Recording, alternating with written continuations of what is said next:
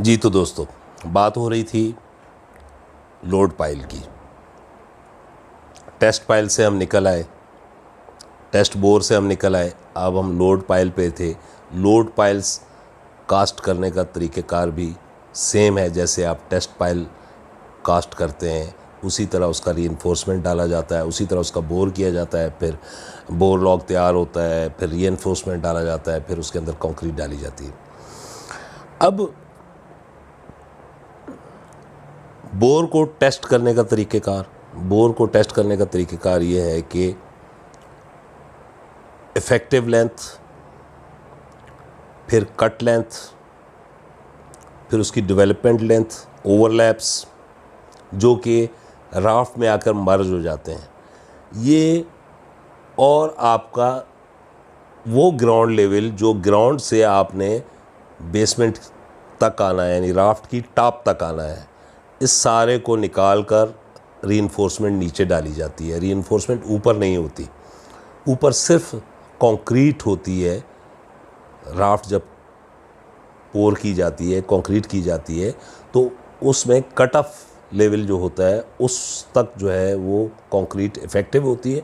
उसके बाद की जो कंक्रीट होती है, उस कंक्रीट को जब एक्सक्वेशन होती है, खुदाई होती है आपकी बेसमेंट की, एक बेसमेंट है, दो है या तीन है, जो भी आपकी हाइट है, बेसमेंट्स की हाइट है, उसके बाद प्लस राफ्ट की, यानी 3 बेसमेंट है अगर 10-10 फीट के, तो 30 फीट वो हो गया, प्लस 6 फीट की राफ्ट है तो 36 फीट हो गया, प्लस 1 फीट की लीन है, 37 फीट हो गया। तो 37 फीट उसका कट ऑफ लेवल बनता है, यानी वहाँ से पायल को आपको काटना पड़ता है, रीइंफोर्समेंट को नहीं, कंक्रीट को। रीइंफोर्समेंट आपकी 7 फीट या 6 फीट जो है वो डेवलपमेंट लेंथ जो होती है, ओवरलैप्स जो होते हैं, या जो बार्स जो हैं वो मर्ज हो जाते हैं राफ्ट के अंदर, इस तरह खुल जाते हैं। उसके बाद रीइंफोर्समेंट ऊपर नहीं होता, ऊपर सिर्फ कंक्रीट होती है, जो बाद में खुदाई के बाद उसको एक्सकेवेटर के बूम से धक्का मार के गिरा दिया जाता है और तोड़ ताड़ के उसको कचरे में निकाल दिया जाता है। अब आप कहेंगे कि जी हम भरें ही नीचे तक, तो नीचे तक आप भरेंगे, आपको क्या पता वो नीचे तक कहाँ तक भरी गई है। आपको भरना ग्राउंड लेवल तक है, लेकिन उस जो कंक्रीट भरी हुई है उस कंक्रीट को आपको बाद में तोड़ना है, वो कंक्रीट ज़ाया हो जाती है आपकी। जब आप ऐसे प्लॉट की, फ़र्ज़ करें एक बहुत बड़ा प्लॉट है आपका, 2 एकड़ का है, 3 एकड़ का, बहुत बड़ा प्लाजा है, शॉपिंग मॉल है, तो उसमें मेरे हिसाब से तकरीबन 1800 पाइलें आती हैं। अब ये तो स्ट्रक्चरल इंजीनियर डिज़ाइन करते हैं स्ट्रेटा के हिसाब से, किस डायमीटर की पाइल होती है और कितनी पाइलें होती हैं। मैं एक अंदाज़न बता रहा हूँ कि 1800 पाइल होती हैं। अब 1800 पाइलों में वो 36-37 फीट कंक्रीट आपकी वो ज़ाया हो जाती है। वो अगर आप नहीं भरेंगे तो नीचे आपको अंदर क्या पता लगा, आपने तो ग्राउंड से काम कर रहे हैं। हाँ, दूसरी सूरत यह है कि आप एक्सक्वेशन पहले करें, सारी 36-27 फुट एक्सक्वेशन कर लें, करने के बाद फिर आप मशीनों को सबको नीचे उतारें, सब मशीनों को नीचे उतारें, फिर वहाँ से आप बोर करें, जो आपकी कट ऑफ लेंथ है, कट ऑफ लेंथ से नीचे आप बोर करें, और उसके अंदर जो आपकी रिक्वायर्ड इफ़ेक्टिव लेंथ है पाइल की, उतना बोर करें और उतना ही केज उतारें, यानी रीइंफोर्समेंट स्टील का जो कॉलम बनाते हैं, पिलर बनाते हैं आप, या जो रीइंफोर्समेंट आप उस पाइल के अंदर कंक्रीट में मर्ज करनी है, दफन करनी है, आपने कंक्रीट के साथ रीइंफोर्समेंट करनी है, तो फिर आप उसी लेवल तक करें तो वो ऊपर की कंक्रीट आपकी बच जाएगी। लेकिन उसके लिए फिर आप पूरी पहले एक्सक्वेशन करें। लेकिन बाज़ जगहों पे, बाज़ सिचुएशन में वो चीज़ इफ़ेक्टिव नहीं है कि जितनी भी पाइल करने के लिए कंक्रीट के ट्रक आते हैं, ट्रांजिट मिक्सर आते हैं, पानी के बाउज़र आते हैं, क्योंकि आपको पता है कि जब बोर आप कर रहे होते हैं तो बहुत सी जगहों पे बोर ऑगर से हो जाते हैं, क्योंकि स्ट्रेटा जो है वो सॉइल जो होती है वो वाटरी नहीं होती, यानी पानी नहीं होता ग्राउंड में, वाटर टेबल जो है बहुत नीचे होता है, तो वहाँ तो आप ऑगर से कर लेते हैं। लेकिन जहाँ वाटर टेबल ऊपर 1-2 मीटर 3 मीटर पे हो, तो वहाँ फिर आपको ऑगर से बोर कोलैप्स हो जाता है, तो फिर आपको रिवर्स रोटरी का सहारा लेना पड़ता है। रिवर्स रोटरी जो है वो बोर जो करती है वो पानी के साथ करती है। उसमें पानी जो है वो मुस्तकिल चलता रहता है, पंप लगे होते हैं बड़े बड़े, तो पानी एक तरफ से पानी बोर के अंदर जाता है, क्योंकि उसके जो टीथ होते हैं, बर्मा जो होता है, जो काट रहा होता है, वो बर्मा पानी के साथ मिल के चलता है, वरना तो उसके वो टीथ जो होते हैं, डायमंड टिप्स होते हैं, वो टूट जाए। ठीक है ना जी। तो दूसरी सूरत ये है, तो वहाँ वो इफ़ेक्टिव इसलिए नहीं होते कि आप जब अगर खुदाई करके अपने प्लॉट को 35-36 फुट नीचे कर देंगे तो वहाँ ट्रक कैसे जाएंगे, ट्रांजिट मिक्सर कंक्रीट लेके कैसे जाएंगे और कैसे ऊपर आएंगे, पानी के बाउज़र कैसे जाएंगे और कैसे ऊपर आएंगे, तो वो बाज़ जगहों पे वो पॉसिबिलिटी नहीं बनती। तो वहाँ फिर ये लॉस होता है कि कंक्रीट आपकी काफ़ी सारी ज़ाया होती है, कंक्रीट भी ज़ाया होती है। उसके बाद जब एक्सकेवेशन करते हैं तो फ्रीली एक्सकेवेशन नहीं कर सकते आप। फिर जब आप खुदाई करना शुरू करते हैं तो ऐसा लगता है कि मोहनजोदड़ो के खंडरात नीचे से मुख्तलिफ़ वक्तों की, पुराने वक्तों की बनी हुई कोई चीज़ें निकल रही हैं। ऐसा लगता है कीलें ही कीलें निकली हुई ऊपर की तरफ, वो पायलों की कंक्रीट ऊपर आई हुई होती है ग्राउंड तक, क्योंकि आप ग्राउंड पे खड़े होकर काम कर रहे होते हैं नीचे ज़मीन के अंदर, यानी ग्राउंड पे होते हैं। और उसके बाद जो पायलें सारी आप कास्ट कर देते हैं, पायलें ज़मीन के अंदर डाल देते हैं, उसके बाद आप खुदाई शुरू करते हैं। अच्छा जी, ये तो हो गया लोड पायल का। अच्छा, इस पायल के काम में 2-4 चीज़ें जो हैं वो बहुत ही अहम हैं मेरे जैसे आदमी के लिए, साइट सुपरवाइज़र्स के लिए, साइट फोरमैन्स के लिए, साइट इंजीनियर्स के लिए बहुत ज़्यादा अहम है। जब बोर फाइनल हो जाता है, रिवर्स रोटरी वाले या ऑगर वाले आवाज़ देते हैं कि जी नाप लो जी, बोर पूरा हो गया, क्योंकि उनके पास, उन्होंने जब वो बोर कर रहे होते हैं तो उन्होंने कोई अपना एक माइंड सेट किया होता है, कोई मार्किंग किसी जगह पे की होती है या उनको एक अंदाज़ा होता है। लेकिन साइट सुपरवाइज़र्स उनके कहने पे कभी भी ये काम ना करें, और ना करते हैं ना करें। आप टो लेवल उसके अंदर फीता डालें, पाइल की depth toe level structural engineer ने डिसाइड किया होता है। 110 फीट है तो आपने बोर ज़मीन के अंदर चेक करना है 110 फीट है या नहीं ग्राउंड से। अगर उन्होंने कहा नहीं मुझे इफ़ेक्टिव लेंथ चाहिए 110 फीट, तो फिर प्लस उसके अंदर वो जो आपकी 2 बेसमेंट है या 3 बेसमेंट है या 4 बेसमेंट है, उसकी लेंथ प्लस बीच में जो डेवलपमेंट लेंथ होती है, जो बार्स आपने राफ्ट के अंदर ख़त्म करने होते हैं, उनको वहाँ टर्मिनेट करना होता है, तो वो सारी चीज़ों को डाल के उस हिसाब से केज पहले से तैयार किए जा चुके होते हैं। तो आपने फीता डाल के टो लेवल देखना होता है कि आया इन्होंने आपको 117 फुट रिक्वायर्ड थी तो 117 फुट बोर किया या नहीं किया है या नहीं किया। वो आपको, आपके सिग्नेचर होते हैं बोर लॉग के ऊपर, आपको वो देखना है कि वो 117 फीट है नहीं, 117 फीट से कम ना हो, 117 फीट से एक आध फिट बास टाइम ज़्यादा हो जाती है, क्योंकि मशीनरी है, मशीनरी का कोई पता नहीं, घूमते घूमते कहीं लूज स्टार्टा आ गया, सॉलिड आपको नीचे टो लेवल सॉलिड नहीं मिला, बर्मा 6 इंच ज़्यादा चला गया, 1 फुट, डजेंट मैटर, कोई बात नहीं, परेशान होने की बात नहीं है, 1 आध फुट, लेकिन ज़्यादा भी ना हो जाए और कम भी ना रहे, जो इफ़ेक्टिव लेंथ मांगी है रिक्वायर्ड उससे कम भी ना रहे, तो उसको आपने खुद चेक करना है। एक दूसरी चीज़ ये मैं ऑगर की बात कर रहा हूँ, अभी मैं रिवर्स रोटरी पे नहीं आया हूँ, रिवर्स रोटरी के बोर पे नहीं आया हूँ। पहले मैंने आपको बताया रिवर्स रोटरी से भी होती हैं, स्ट्रेट रोटरी से भी होती हैं, ऑगर से भी होती हैं। मैं ऑगर की बात कर रहा हूँ क्योंकि वो ड्राई बोर होता है, आपने बोर चेक करना होता है नीचे, तो नीचे साफ़ होता है, मिट्टी सारी निकल आती है, ऑगर निकाल लेता है। आपने टो लेवल चेक करना है, उसके बाद आपने केज उतारने शुरू करने हैं। अब केज आपको पता है कि 40 फीट 39 फीट 9 इंच की लेंथ आती है, प्लस उसमें ओवरलैप का हिसाब, कैलकुलेशन आपकी जो है 117 फीट की रीइंफोर्समेंट, 117 फीट वो इफेक्टिव लेंथ प्लस 6 फीट की राफ्ट है तो 6 फीट वहाँ पर टर्मिनेट हो जाएगी पायल, तो 6 फुट वो और 117 वो, तो 123 फीट की रीइंफोर्समेंट आपने अंदर डालनी है। 123 फीट किस तरह करेंगे, 40-40-80 फिर 40-120, तो 3 फीट क्या करेंगे, फिर 3 फुट का क्या करेंगे, क्योंकि बार जो लेंथें आती हैं वो आपकी 40 फीट की लेंथ, 39 फुट 9 इंच की लेंथ आती है, फिर उसमें से ओवरलैप भी, तो अगर 1 इंच का स्टील है तो 40 डाया एक सूत पे, 40 डाया के हिसाब से आप देख लें कि तकरीबन 6 फीट बनता है, 6 फीट में से 1-2 इंच शायद कम, 6 फीट का ओवरलैप आपने देना है, तो 6 फीट का ये सर एक पायल का, तो अब आपने केज उतारने हैं, तो पहला केज आप 40 फीट का उतारेंगे। जब वो केज उतारेंगे तो दूसरा केज वो क्रेन वहाँ पर रोक देगी, ओवरलैप ऊपर निकला हुआ रहेगा, क्रेन वहाँ उसको स्टेबल किसी तरह होल्ड कर लिया जाता है उस पायल को। अब उस जो पायल होल्ड की हुई है, अंदर आपने बोर में उतारी हुई है, वो भी नीचे तक नहीं गई है, क्योंकि आपने पूरी 117 फुट की बना के पायल अंदर नहीं डालते, आप 40-40 फुट के पीस डालते हैं, क्योंकि 40 फीट से लंबा सरिया नहीं आता, जो कंपनी में स्टैंडर्ड है उसी हिसाब से 12 मीटर की लेंथ आती है। 39 फीट 9 इंच का आपका पहला केज उतरेगा, और फिर जब उसके ओवरलैप ऊपर रह जाएंगे 6, 6.5 फीट, 7 फीट, तो उसके बाद उसको पायल को होल्ड करते हैं, उस पायल को होल्ड करते हैं। बाज़ टाइम ऐसा भी हुआ है, मैंने देखा है कि होल्ड जब करते हैं तो उसका वेट इतना होता है कि वो पायल गिर जाती है अंदर, और रीइंफोर्समेंट अंदर गिर जाती। तो रीइंफोर्समेंट अंदर गिर गई तो दूसरा रीइंफोर्समेंट जो आपने उसके साथ लैप करना था वो कैसे लैप होगा, वो पहला रीइंफोर्समेंट आप कैसे गिर गया अंदर, आपका पायल ख़राब हो गया, आपकी पायल ख़राब हो गई। तो ये एक्स्ट्रा ऑर्डिनरी केयर करनी पड़ती है बहुत ज़्यादा।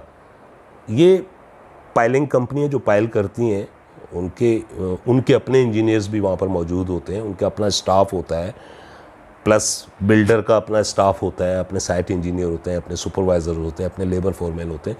तो ये सारे वहाँ पर उस वक्त उस पायल को चेक कर रहे होते हैं। तो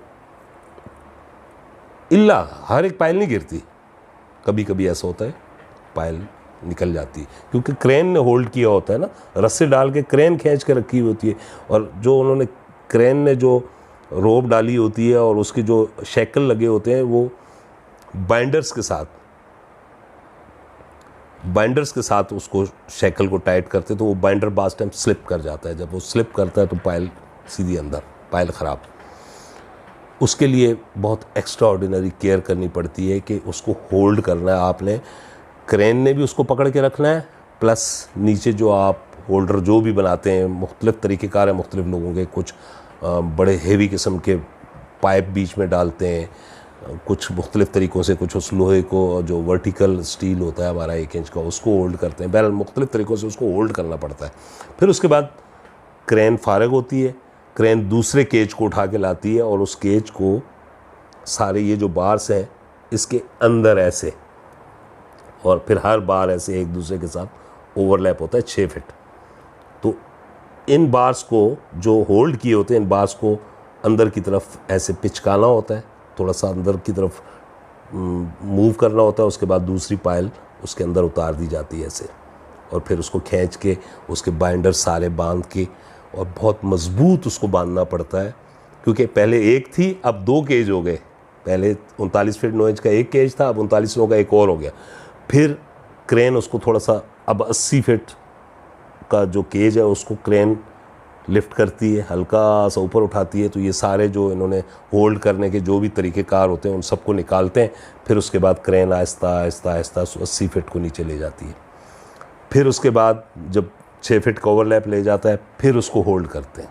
अब आपने डबल लोड होल्ड किया हुआ है, यानी फ़र्ज़ करें अगर 1.5 टन का रीइंफोर्समेंट है तो 1.5 टन वो, और 1.5 टन अब उसके ऊपर मज़ीद हो गया, तो 3 टन अब क्रेन ने होल्ड किया हुआ, उसके बाद फिर आपने होल्ड करना है, क्रेन को फ्री करना है, क्रेन तीसरा केज उठा के लाएगी।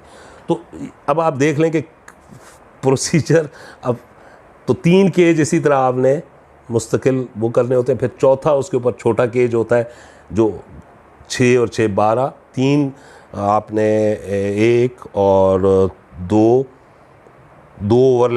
ओवरलैप का मतलब ये है कि आपने 12 फीट ये कम हो गया, 3 फीट वो, तो फिर उसके बाद शायद 15 या 18 फीट की 15, 18 या 20 फीट का केज एक फिर एक्स्ट्रा और डालना पड़ता है 117 फीट के लिए।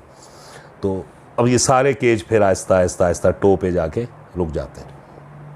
केज डल गए खैर खैरियत से।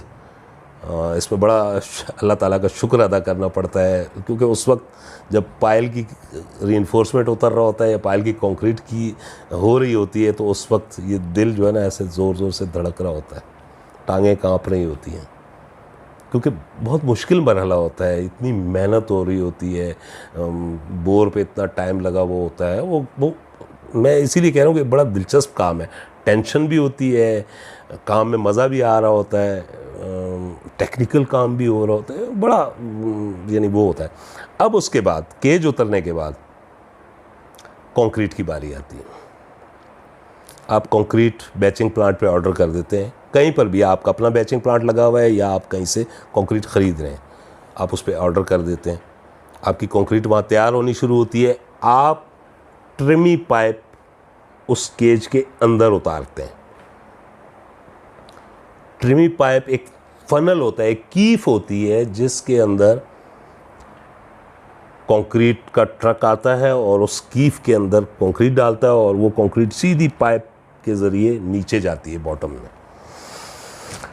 अच्छा जी, ट्रिमी पाइप जो है, आपको पता है कि ये भी बहुत मुश्किल मरहला होता है। क्यों? वजह यह है कि जो कीफ होती है, जो फनल होता है जिसके अंदर से कंक्रीट अंदर जाती है पाइल के अंदर, वो लगाना पड़ता है। अगर आपका ग्राउंड से आपने पाइल की है तो 117 फीट वो और प्लस 30-36 वो, 140-45 या 50 फुट, समझो 150 फीट। मैं आपको कहता हूँ कि ग्राउंड से 150 फुट टो लेवल है। तो जो कीफ अंदर आपने उतारनी है वो 1 मीटर कम होगी, यानी 150 से 1 मीटर कम होगी। तो 150 से 1 मीटर कम 3, तो ये हो जाएगी 100 और 46 या 146 या 146 या 147।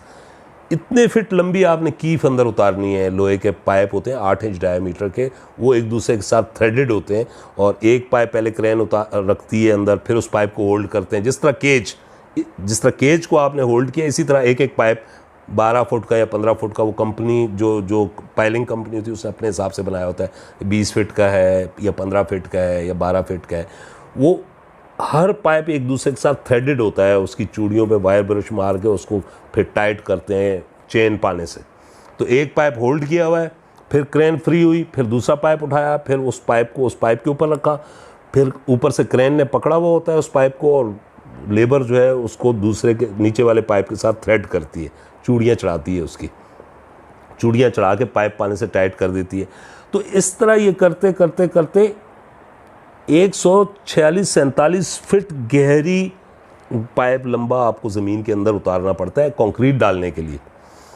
यहाँ पर एक प्रॉब्लम होती है, कुछ नाक़बत अंदेश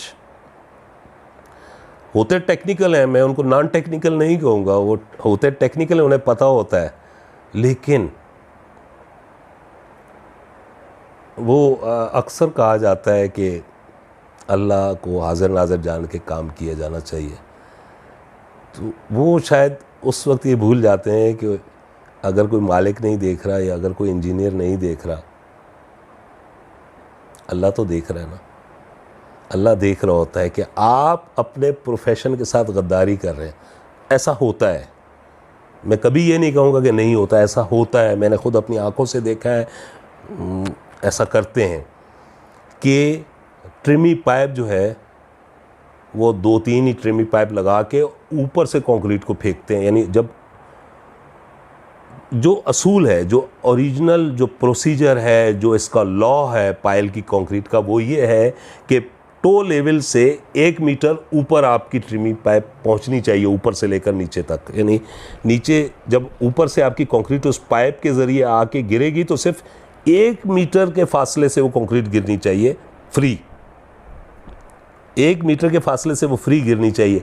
जब वो फ्री कंक्रीट 1 मीटर के फासले से गिरेगी तो जो कंक्रीट का ऊपर से प्रेशर होता है वो ज़ोर से जब ज़मीन पे गिरती है तो वो ऑलरेडी खुद ब खुद कम्पैक्ट होती है। प्लस वो क्या करती है कि जब वो कंक्रीट ट्रिमी पाइप के अंदर से आकर गिरती है तो कंक्रीट ऊपर को उठना शुरू होती है अपने प्रेशर से, नीचे पाइप से नीचे निकलती जाती है और साइडों से ऊपर उठती चली जाती है।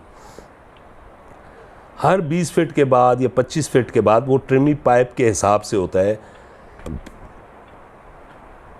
ट्रिमी पाइप को क्रेन से होल्ड की हुई होती है ऊपर ट्रिमी पाइप, ट्रिमी पाइप का जो ऊपर फनल लगा होता है वो होल्ड होता है, उसके अंदर कंक्रीट डलती जाती है और कंक्रीट पाइल के बॉटम में आती जाती है। तो जब वो ज़ोर से प्रेशर से गिरती है तो वह जो लूज स्टफ़ पड़ा होता है, मट्टी जो पड़ी होती है पायल के टो लेवल पे, बॉटम में, ज़मीन के अंदर 150 फुट गहराई में जो लूज मट्टी पड़ी होती है, ऑगर से तो वो कम होती है, लेकिन रिवर्स रोटरी से या स्ट्रेट रोटरी से जहाँ पानी चल रहा होता है वहाँ नीचे कीचड़ होता है, टो में नीचे, पायल के नीचे बॉटम में कीचड़ होता है।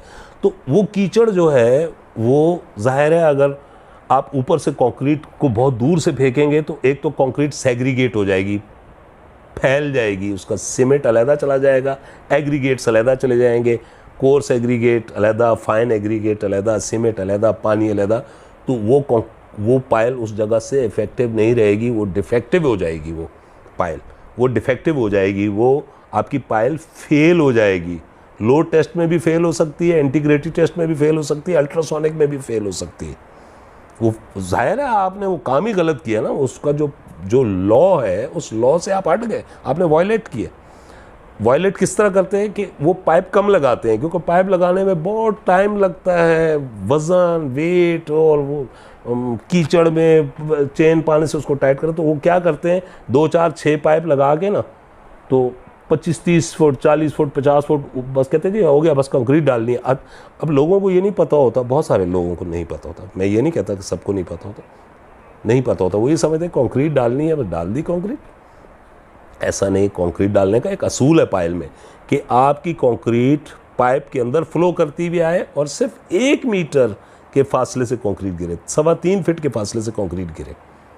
ये नहीं है कि जी 50 आपकी 150 फीट की पायल है तो आपने 25-30 फीट का पाइप लगाया, 2 पाइप टाइट किए, क्योंकि उसमें बहुत टाइम लगता है उसको लगाया। कंक्रीट आपने ऑर्डर कर दी, 2.5-3 घंटे बाद कंक्रीट आएगी, 2.5-3-4 घंटे लग जाते हैं उस पाइप को फिट करने में। फिर उस पाइप को खोलने में अलग टाइम लगता है, फिर उसको सीमेंट को सारे को धोना पड़ता है। तो वो जो पाइलिंग कंपनी है उसका बहुत ज़्यादा पैसा खर्च हो होता है, लेकिन वो पैसा ले भी तो रहे होते हैं, वो अपने रेट के हिसाब से पैसे ले रहे हैं, तो काम को जो तरीक़ेकार है, जो प्रोसीजर है उसके तहत करें। बहरहाल मैंने आपको बताया कि इस तरह का ये नॉन टेक्निकल नहीं करते, टेक्निकली करते हैं, उनको पता होता है। वो कहते हैं यार ये दफन हो गई, किसने इसके अंदर जाके देखना है कि भाई सीमेंट अलहदा हो गया, कंक्रीट अलहदा हो गई है, किसी को पता ही नहीं लगना। वो तो 150 फीट ज़मीन के अंदर दफन हो गई, तो गायब हो गई, सदियों के लिए गायब हो गई, सदियों के पता ही नहीं लगेगा वो अंदर क्या हुआ। तो वो होशियार जो लोग होते हैं ना, वो जो होशियार से मुराद है वो होशियार, 1.5 होशियार, नाक़बत अंदेश जिसे मैं कहता हूँ, वो अपने फ़न के साथ या अपना जो उनका प्रोफेशन है उसके साथ वो गद्दारी करते हैं। अल्लाह को भी धोखा दे रहे होते हैं, मालिक को भी धोखा दे रहे होते हैं, बल्कि साइट पे बहुत सारे लोगों को वो धोखा दे देते हैं, पाइलिंग वाले। लेकिन मैं हर एक की बात नहीं करता, कोई ऐसा होता है। तो उसके लिए मैं आप लोगों को सारे बताने का मकसद ये है कि जो साइट पे पाइलिंग के काम आजकल जो मेगा स्ट्रक्चर बन रहे हैं उसमें पाइलिंग का काम होता है। पाइलिंग के काम का जो प्रोसीजर है वो ये है, कंक्रीट करने का, केज उतारने का ये प्रोसीजर है। इस प्रोसीजर से हट के अगर कोई करेगा तो वो गलत है, वो सही नहीं है, वो गलत है। वो देखिए, ये इंसानी जानों का मसला है। कोई भी बिल्डिंग बनाते हैं आप तो ये इंसानी जानों का मसला है। एक ड्राइवर है, वो बस को चला रहा है, वो बस को अगर गलत चलाता है, रफ चलाता है, तो वो इंसानी जानों का मसला है। उसकी अपनी जान तो गई, साथ बाकी जो जानें बैठी हुई हैं, बाकी जो घराने बैठे हैं, बाकी जो कुंबे बैठे हैं बस में, अल्लाह ना करे बस उलट जाए, कल्टी हो जाए, कुछ हो जाए, तो ड्राइवर के ऊपर होता है कि वो सही सलामत पैसेंजर्स को अपने मकाम तक पहुंचाए। तो जो हम लोग साइट पे काम करने वाले लोग होते हैं, हमारा ये फ़र्ज़ होता है कि हम उस बिल्डिंग में रहें या ना रहें, लेकिन जो उस बिल्डिंग में रहेंगे तो हमारा फ़र्ज़ बनता है कि हम उनकी सलामती के लिए हम अपने फ़न जो हमें अल्लाह ताला ने दिया, हमें इस काबिल बनाया कि हम लोगों के लिए बिल्डिंग्स बना सकें, रहने की जो सहूलतें हैं वो मैसर कर सकें। हमारा प्रोफेशन है, हम उसका पैसा भी लेते हैं, हम उसकी उजरत ले रहे हैं, तो फिर हम अपने फ़न से गद्दारी ना करें, अपने प्रोफेशन से गद्दारी ना करें, तो हम अपने प्रोफेशन में प्रोफेशनल होकर काम करें। तो ये तरीक़ेकार मैंने आपको बताया पाइलिंग का।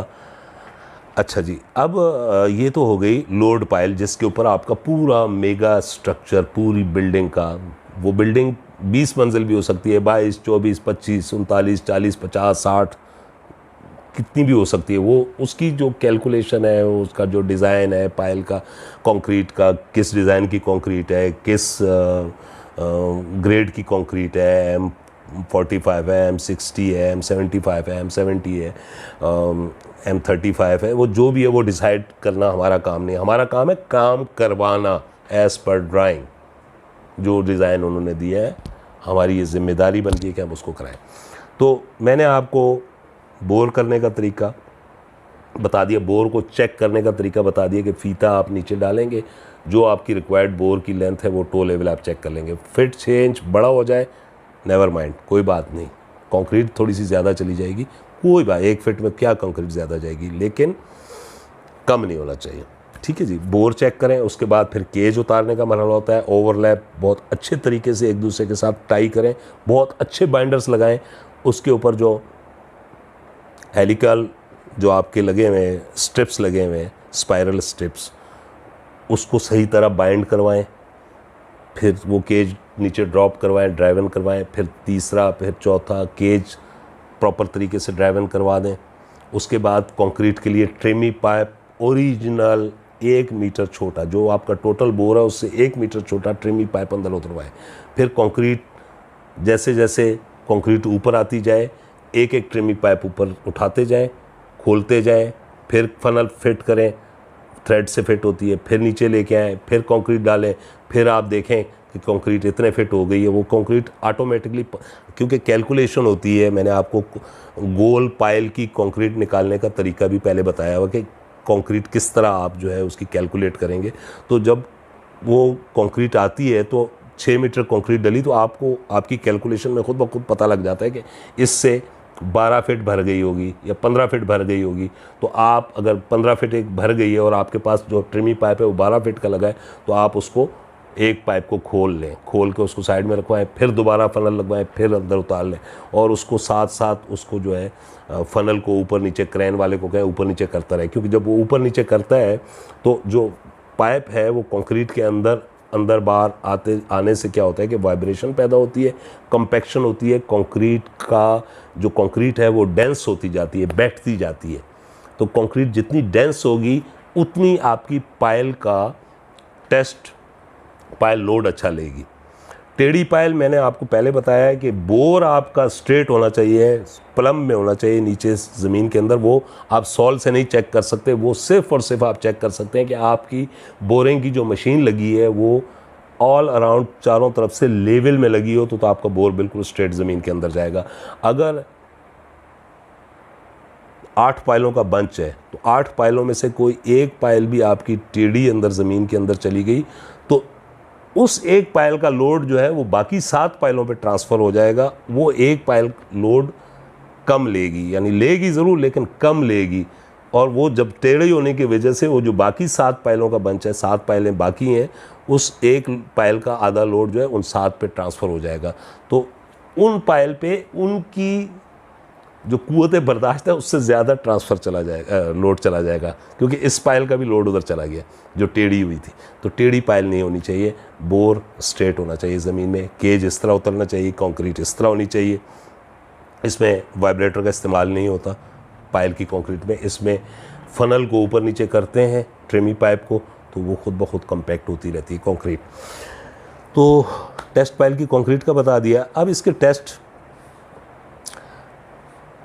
आपकी पूरी बिल्डिंग में जितनी भी पाइलें कॉस्ट की जाती हैं कंक्रीट करने के बाद, कुछ दिन के बाद फिर इस पे इसकी टॉप सरफेस बिल्कुल सीधी स्ट्रेट लेवल में फिनिश करके उसके बाद इसके ऊपर इंटीग्रेटेड टेस्ट होता है।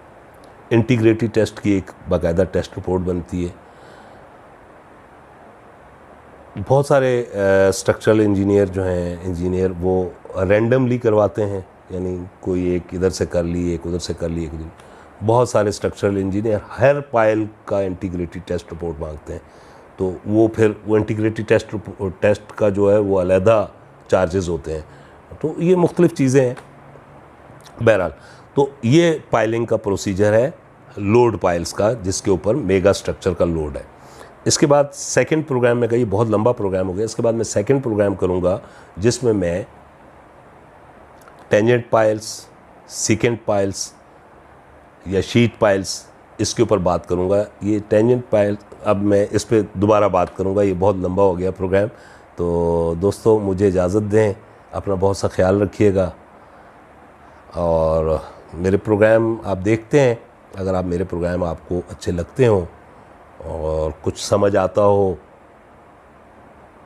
मुझे सुनना चाहते हो, तो मेरे प्रोग्राम को मेरे चैनल को सब्सक्राइब कर दें और बेल आइकॉन को ज़रूर पुश करें कि मैं नेक्स्ट इसके बाद जो भी वीडियो बनाऊं वो आप तक बआसानी पहुंच जाए और आपकी मालूमात में इजाफ़ा होता रहे। कमेंट सेक्शन में आप मुझसे सवाल जवाब कर सकते हैं। मैं अदना सा एक आपका दोस्त हूँ, आपका भाई हूँ, और कोई भी चीज़ आप पूछना चाहें जो कंस्ट्रक्शन से रिलेटेड हो, जो मुझसे मालूमात मैं पहुँचा सकता वो आपको मैं ज़रूर आपसे राब्ता करूँगा और आपको बताऊँगा। अपना बहुत सा ख्याल रखिएगा। अल्लाह हाफ़िज़।